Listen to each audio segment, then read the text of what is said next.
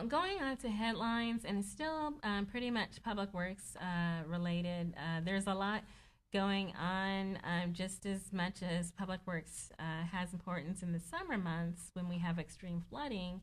We also have sometimes extreme winter weather too. We got a first dose last week, and so this is how it played out. Put that on the camera. Des Moines cancels 47 weekend snow tickets. And so you can read from that. Most of the errant tickets were written to residents of the Merle Hay neighborhood, which is not part of a new city snow removal program. And that's the program called Snow Priority that Bill Stowe told us about. About 16 neighborhoods enrolled in that. Merle Hay was one, I believe. And then I'll go ahead and read more. Residential streets in 16 of the city's roughly 60 official neighborhoods are now listed as having priority status for snow plowing. The ordinance prohibits parking on those streets until the snow is plowed.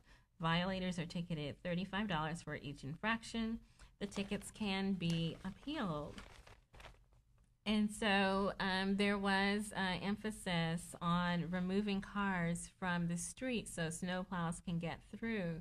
The sooner we move our cars off the street after a snowfall or during a snowfall, the sooner the streets can be cleared for traffic to pass through safely. And so I think these 16 neighborhoods enrolled in the program to enact strict guidelines regarding removal of cars from the street. And so that's what we saw with this past article. I think my understanding is about 888 tickets were written. 47 of those 888 were canceled because they were outside the snow priority areas. The article goes on to say officers visited homes to explain that the tickets would be dismissed and apologies were offered, he said. If no one's home, an officer left a card. The city clerk's office knows which tickets are not valid, so they can be dismissed. If someone actually tries to do the right thing and pay it, the city clerk will cancel that. And so I did have a couple of follow-up questions. I asked them in the previous episode. One is, what is the accountability for disabled and elderly to clear their sidewalks?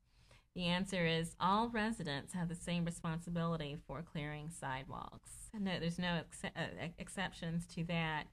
All residents have the same responsibility, and I think that's 48 hours after snowfall to clear their sidewalks. And so this is what I've seen in the neighborhood that I live in, that some elderly clear their own streets. I've seen them with the snow blowers.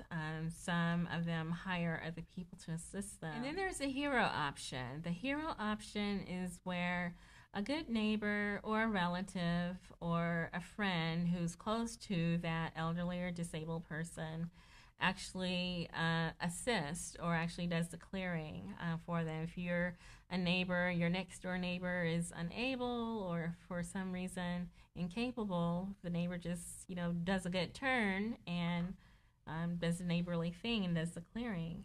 So those are some options. I did find in another article related to public works, we spoke about recycling and then illegal dumping as the unfortunate counterpart to recycling. I did see an article in the New York Times that I wanted to cover because it was interesting. Okay, and it says, big appliances set out as trash are vanishing, puzzling city. That's the city of New York. And let's see if we can figure out what the real issue is here. Over the last several months, 22,741 New Yorkers contacted the city's Department of Sanitation and arranged for the pickup of refrigerators, air conditioners, and freezers. In more than 11,000 actually instances, the machines vanished before sanitation workers arrived in their white trucks to pick them up. And that's approximately half of 22,000 pieces of appliances set out for trash have disappeared before they could be picked up. The article goes on to say scavengers, to be sure, abound in New York, especially during tough economic times. But the sheer magnitude of the thefts over a relatively brief period suggests to some in the city government and the recycling industry that a more organized enterprise may be at work as well. Indeed, the big loser in what might be called New York's appliances caper appears to be a multinational recycling conglomerate, a subsidiary of which has a large city contract to recycle the hundreds of thousands of tons of metal, glass, and plastic generated each year by New Yorkers, including bulk metal-like appliances. The subsidiary Sims Municipal Recycling of New York, LLC, estimates that the thefts, and they are considered thefts by this group, along with schemes involving redeemable models, are costing the company $2 million to $4 million a year. And so in the recycling episode from last week, I did read that there were some controversy about the relevance of recycling to the economy. Doing a cost benefit, is it really beneficial to recycle, or is it more beneficial to continue to use virgin resources? According to this group, it looks to me like there is a serious amount of money involved with recycling, that there are some influential players, particularly in the New York area, that take recycling very seriously. I'll go on to read that New York's enduring and resourceful mob families have long played a role in both the recycling and scrap industries and have a knack for turning up where the money is. So it seems like it's a pretty huge deal over there. But yeah, it does appear that there is a lot of money in the recycling. I'm going to go ahead and look at the inside because there's more. At the same time, the urban hunter-gatherer is far from a new or rare phenomenon. And so as long as there's wealthy who leave things behind, there's going to be someone to pick it up. And then as our economy has deteriorated, that phenomenon has stepped up. So a task force in the Department of Sanitation Police that focuses on crimes like illegal dumping and the thefts of recyclables has also seen a significant increase in activity on the streets, where it plays cat and mouse with a constant stream of determined thieves, and that's according to Inspector Robert D'Angelo, who leads that task force. So that's recycling played out on a larger scale, and it's kind of intriguing, but also illustrates what creativity some people have resulted to in terms of creating their own green economy. This is a follow-up story. Well, not really a follow-up story, but another story from another issue of the New York Times 2 days later. Recycling as a means to survive. And so this is one woman's story. It's a series that the New York Times is doing called The Neediest Cases, where they're trying to get donations for people in severe need. And so this is her story. This is about Patricia Walsh. And they're saying that she augments her disability checks by salvaging trash.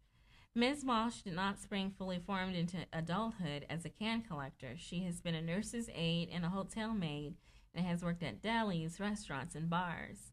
That she takes to the streets every day at 7 a.m. despite a severe case of agoraphobia suggests a bravery behind her choice of work. In 1993, laid off from a restaurant that is now out of business, she said, quote, "I just started picking up cans to make a living." She removed the back seat of her 1974 Chevrolet Nova and replaced it with crates that she filled with glass bottles. Cans went into the trunk. She made about $100 a day. Nowadays, though, after cashing out at her neighborhood Pathmark, she pockets about $25. She blames competition from the newly immigrated Mexican population. But that's recycling from another angle. So there's all sides to the same issue, recycling and illegal dumping.